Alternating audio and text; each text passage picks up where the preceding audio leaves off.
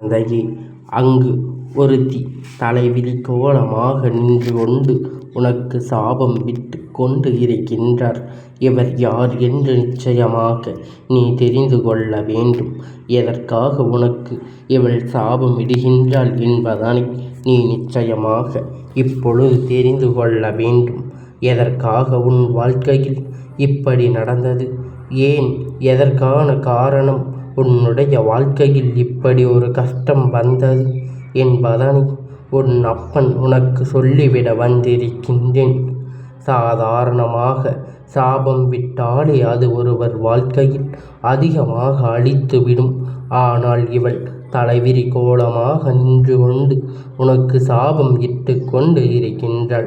இவள் மனதில் எந்த அளவிற்கு வஞ்சனை இருந்தால் உனக்கு இப்படி ஒரு சாபம் விடுவதற்கு இவளுக்கு துணிச்சல் வந்திருக்கும் என்பதனை நீ இந்த இடத்தில் இருந்து தெரிந்து கொள்ள வேண்டும். இவள் விட்ட சாபம் என்ன உன் வாழ்க்கையில்? அதனால் ஏதேனும் பாதிப்பு வந்திருக்கின்றதா என்பதை அப்பன் உனக்கு இன்று நிச்சயமாக சொல்லிவிட்டு இன்று என்ன நடக்கிறது, இந்த வாழ்க்கையில் உனக்கு என்ன பிரச்சனைகள் வந்து விட்டது என்று சொல்லி நீ வருத்தப்பட்டு கொண்டிருக்கின்ற இந்த நேரத்தில் நான் உனக்கு தருகின்ற அத்தனை விஷயங்களையும் நீ என்னவென்று சரியாக புரிந்து கொள்ள வேண்டிய நேரம் உனக்கு வந்து விட்டது. இந்த அப்பன் நான் இருந்து உன் வாழ்க்கையில் நடத்துகின்ற அத்தனை மாற்றங்களையும் நீ என்னவென்று சரியாக இப்பொழுது தெரிந்து கொள்ள வேண்டும். இவள் விட்ட சாபம் உனக்கு எந்த அளவில் பாதிப்பை கொடுத்தது என்பதை உன் அப்பன் நான் சொல்லி முடிக்கும் தருவாயில் நீ என்னவென்று கேட்டு தெரிந்து கொள்ள வேண்டும். என் குழந்தையே, உன்னுடைய குடும்பத்தில் பல காலமாக உதவிகளை பெற்றவள்தான் இந்த பெண். அன்று உன் குடும்பம் இல்லை என்றால் இவள் குடும்பம் நடு தெருவிற்கு வந்திருக்கும். பல உதவிகளை உன்னுடைய இல்லத்தில் இவர்களுக்கு சரி, உன் குடும்பத்தில் இருக்கின்றவர்களுக்கும் சரி கொடுத்திருக்கும். என்னவென்று ஏதுவென்று கூட கேள்வி கேட்காமல் இவள் கஷ்டப்படுகின்றாள் என்று ஒரு காரணத்திற்காக மட்டுமே இவள் கேட்டதையெல்லாம் இவளுக்கு அள்ளி கொடுத்திருக்கின்றீர்கள் அல்லவா? அப்படி இந்த வாழ்க்கையில் இவளுக்கு அத்தனை விஷயத்தையும் அள்ளி கொடுத்த இவள் இப்பொழுது என் குழந்தை உன்னுடைய வாழ்க்கையில் பல கஷ்டங்களை கொடுக்க துணிந்திருக்கின்றாள் என்றால் இவள் நன்றி கெட்டவள் என்பது முதலாவது விஷயம். இரண்டாவது, அவள் உதவிகளை பெற்று கொண்டு உன் குடும்பத்திற்கு இவள் விடுகின்ற சாபம் என்னவென்று கேட்டால் நிச்சயமாக யாராலும் இதை ஏற்றுக்கொள்ள முடியாது. யாராலும் இப்படி ஒருவர் செய்கிறார் என்றால் அவர்களை தன் அருகில் கூட சேர்க்க மாட்டார்கள். எப்பேற்பட்ட எண்ணம் கொண்ட இந்த பெண்ணை நீ நிச்சயமாக என்று தெரிந்து கொள்ள வேண்டும். எப்பொழுதும் முன்னிடம் வருகின்றாள், நல்லபடியாக பேசுகின்றாள், ஏதாவது ஒரு விஷயத்தை உன்னிடத்தில் கேட்கின்றாள், சர்வசாதாரணமாக பேசிவிட்டு சென்று விடுகின்றாள். ஆனால் இவரிடத்தில் உனக்கு எந்த மாற்றங்களையும் ஒருபோதும் கண்டுபிடிக்க முடியவில்லை. ஏனென்றால் அத்தனை எளிதாக அவருடைய நாடகமாடி நடித்திருக்கின்றார். இவளுக்கு ஏதாவது ஒரு வகையில் உன்னிடத்தில் இருந்து உதவி கிடைக்க வேண்டும். ஏதாவது ஒரு வகையில் உன்னிடத்தில் இவருக்கு நன்மைகள் நடந்து கொண்டே இருக்க வேண்டும். எப்பொழுதும் முன்னால் முடியாது என்று சொல்கின்றாயோ அப்பொழுது இவள் கேட்ட விஷயங்கள் எல்லாம் நீ கண்டுகொள்ளாமல் விடுகின்றாயோ அப்பொழுது இருந்துதான் இவள் உனக்கு எதிரியாக மாறிவிட்டாள். உன்னிடத்தில் இருக்கின்ற அத்தனை விஷயங்களையும் தன்னுடையதாக மாற்றிக்கொள்ள முயற்சி செய்தவள் அல்லவா? உன்னிடத்தில் இருக்கின்ற அத்தனை நல்ல விஷயங்களையும் தன் வசமாக்கி தன்னுடைய குடும்பத்தில் இருக்கின்றவர்களின் வாழ்க்கையை உயர்த்த வேண்டும் என்று நினைத்தவள் உன்னை மட்டும் தட்டி இப்பொழுது அவர் குடும்பத்தில் இருக்கின்ற பிள்ளைகளை உயர்த்த நினைக்கின்றார். இவர்களை மோசமான நிலைக்கு தள்ள வேண்டும் என்று நினைக்கின்றார். இவர்களை மட்டும் மட்டம் தட்டி அவர்கள் மேல் வர வேண்டும் என்று நினைக்கின்றார்கள். நீங்கள் எங்கும் தவறு செய்கிறார்கள், எந்த இடத்தில் எந்த விஷயத்தை செய்கிறாய் என்று எப்பொழுதும் முற்று நோக்கி பார்த்து கொண்டிருக்கின்ற இவள் உன் வாழ்க்கையில் நீ செய்கின்ற ஒரு சிறு தவறை கூட மற்றவர்கள் முன்னிலையில் பெரிதுபடுத்தி கூறி உன்னை மற்றவர்கள் எல்லாம் முகம் சுளிக்கின்ற வகையில் நடந்து கொள்கின்றது. இப்படி எல்லாம் யாரும் உன் வாழ்க்கையில் இருக்கிறார் என்றால் கூட நீ கண்டுபிடித்து விட மாட்டாய். ஏன் தெரியுமா என் பிள்ளையே? எப்பொழுதும் எந்த ஒரு விஷயத்தையும் நீ சரியான மனதுக்குள் பதிய வைப்பது கிடையாது. நீ உண்டு, உன் வேலை உண்டு என்று இருக்கின்ற பொழுது நீ இருந்து கொண்டிருக்கின்றாய். நீ உண்டு, உன் வேலையுண்டு என்று நீ எப்பொழுதும் நடந்து சென்று கொண்டிருக்கின்றாய். ஆனால் இனிமேல் இந்த வாழ்க்கை கடும் போட்டிகளுக்கு உட்பட்டது. போட்டிகளும் பொறாமைகளும் அதிகமாக இருந்து கொண்டிருக்கின்றது. யாரிடத்தில் என்ன பேசுவது? இருந்தாலும் என் பிள்ளை கவனத்தோடு பேச வேண்டும். யாரிடத்தில் எந்த விஷயத்தை எதிர்பார்த்தாலும் இருந்தாலும் மிகுந்த கவனத்தோடு நீ நடந்து கொள்ள வேண்டும். உன்னை சுற்றி என்ன நடக்கிறது, உன்னை சுற்றி என்ன விஷயங்கள் எல்லாம் நடக்கிறது என்பதனை நீ சரியாக புரிந்து கொண்டு அதற்கு ஏற்றது போல நீ உனக்கானவற்றை எல்லாம் நீ நிச்சயமாக தெளிவாக பெற்றுக்கொள்ள வேண்டும். நான் இருக்கின்றேன் உன் வாழ்க்கையில் என்பதை நீ உணர வேண்டிய தருணம் வந்துவிட்டது. நான் இருக்கின்றேன் இந்த வாழ்க்கையில் என்பதனை நீ சரியாக புரிந்து கொள்ள வேண்டிய காலகட்டம் வந்துவிட்டது. இந்த அப்பனுடைய அன்பு உன்னோடு இருந்து உனக்கு முழுமையான மகிழ்ச்சியை சரியாக கொடுக்கும் என்பதை என் குழந்தை நீ புரிந்து கொள்ள வேண்டிய நேரம் உனக்கு வந்துவிட்டது. எதிர்பாராத விஷயங்கள் எல்லாம் இந்த வாழ்க்கையில் உனக்கு நடந்து கொண்டிருக்கும் பொழுது எல்லாம் என் பிள்ளை இதையெல்லாம் எண்ணி நீ பெரும் மகிழ்ச்சி அடைய வேண்டிய தருணம் உனக்கு வந்து கொண்டிருக்கின்றது. இவர் செய்கின்ற இந்த விஷயங்கள், இவர் விடுகின்ற சாபம் அத்தனையும் அவர்களை இத்தனை நாளும் நீ செய்த உதவி எல்லாம் இவர்களுக்கு நினைவில் இல்லை. ஒரு விஷயத்தை மறந்தாய், ஒரு விஷயத்தை முடியாது என்று சொன்னாய். உடனே உனக்கு சாபத்தை அள்ளி கொடுக்க துணிந்து விட்டார்கள்.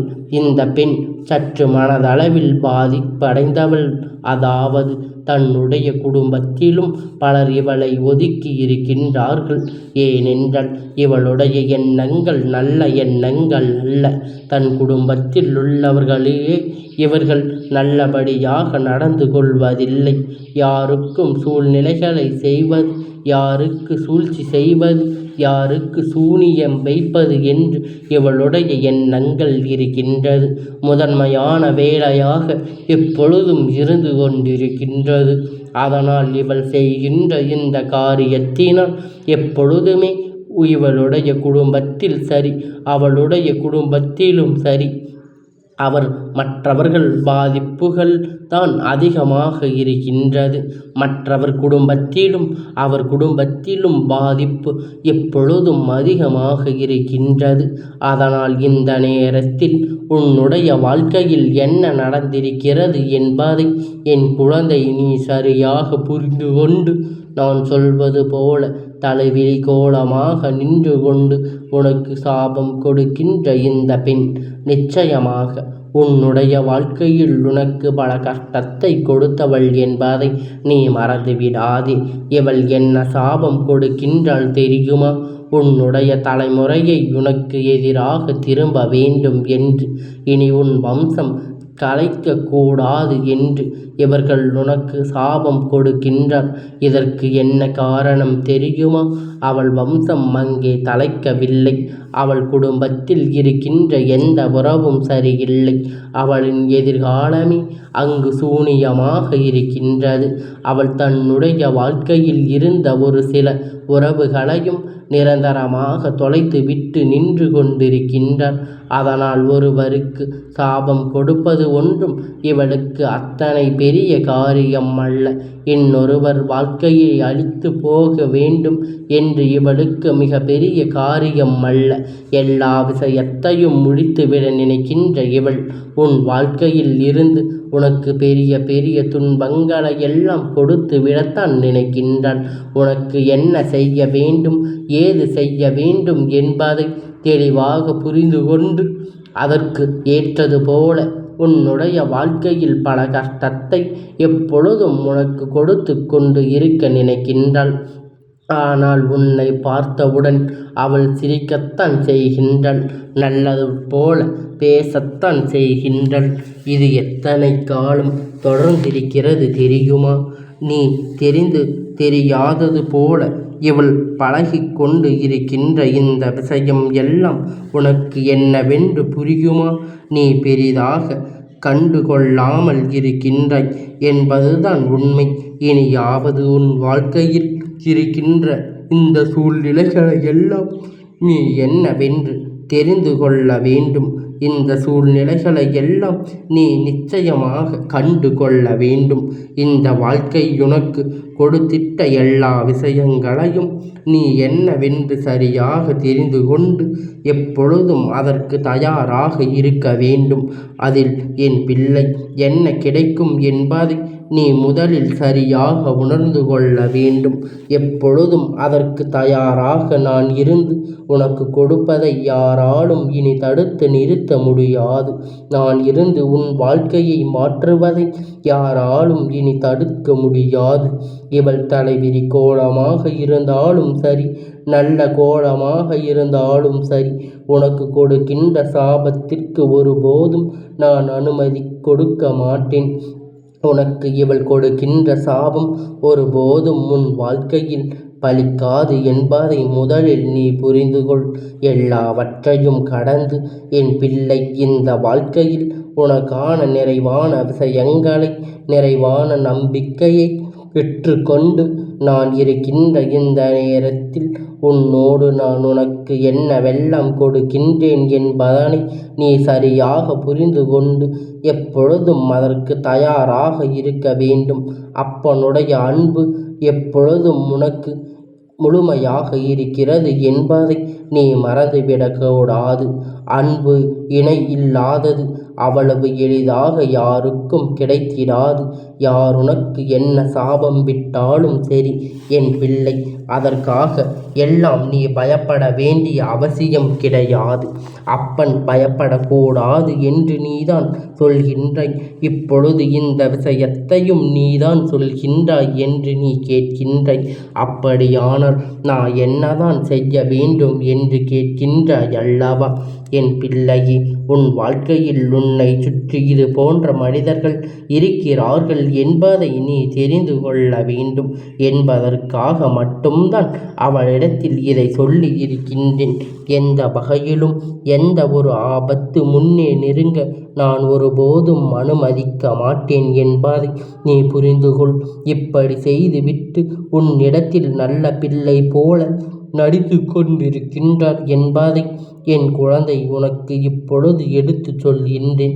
அதனால் நடத்துகின்ற விஷயங்கள் எல்லாம் என்னவென்று நீ புரிந்து கொண்டு உன்னை சுற்றி நடக்கின்ற அத்தனை உண்மையையும் நீ என்னவென்று தெரிந்து கொண்டு சர்வ நிச்சயமாக இந்த வாழ்க்கை உனதாக்கி நீ நல்லபடியாக வாழ எப்பொழுதும் தயாராக இரு. அத்தனையும் உனக்கு நன்மைகளை நிச்சயமாக கொடுக்கும். அத்தனை விஷயங்களும் உனக்கான நல்ல மாற்றத்தை நிறைவாக கொடுக்கும் என்பதை என் குழந்தை நீ புரிந்து கொள்ள வேண்டும். இந்த அப்பன் நான் உன்னோடு இருக்கின்ற இந்த நேரத்தில் இந்த வாழ்க்கை மேலும் மேலும் பல கஷ்டம் வந்து கொண்டிருக்கிறது என்று வருத்தப்படாது. அத்தனை கஷ்டத்திலும் பின்னாலும் உனக்கான நன்மைகள் நடக்கும். அத்தனை கஷ்டத்திற்கு பின்னாலும் உனக்கான நன்மை நடக்கும் என்பதை நீ புரிந்து கொள்ள வேண்டும். சர்வ நிச்சயமாக உன்னை நல்ல விஷயம் வந்து சேரும் என்பதை என் குழந்தை நீ புரிந்து கொண்டாலே போதும். எதிர்பாரக்கூடிய நேரங்களில் உன்னை சுற்றி வருகின்ற அத்தனை விஷயங்களையும் எந்தவிதமான சூழ்நிலையும் உனக்கு ஏற்படாமல் உனக்கு நல்லதை நடத்தி கொடுக்கும் என்பதை நீ நம்பினால் போதும். எல்லாவற்றையும் நான் இருந்து உனக்கு நல்லபடியாக நடத்தி கொடுப்பேன். இப்படி ஒரு பெண் இருக்கத்தான் செய்கிறாள் என்பதை நீ தெரிந்து கொண்டாலே போதும். எப்பொழுதும் இந்த அப்பனுடைய ஆசீர்வாதங்கள் எப்பொழுதும் உனக்கு முழுமையாக கிடைத்து கொண்டே இருக்கும்.